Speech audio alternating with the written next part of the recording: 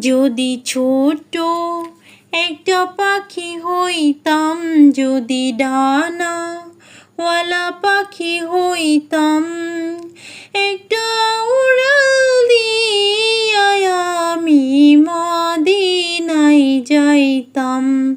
ওরে একটা উড়াল দিয়া আমি মদিনায় যাইতাম।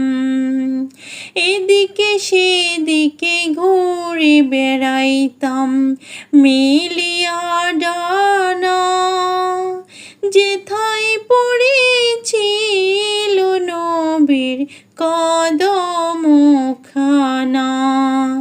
চরণ দোলে চুমু খেতাম, চরণ দোলে চুমু খেতাম, বুকের মাঝে জড়াইতাম।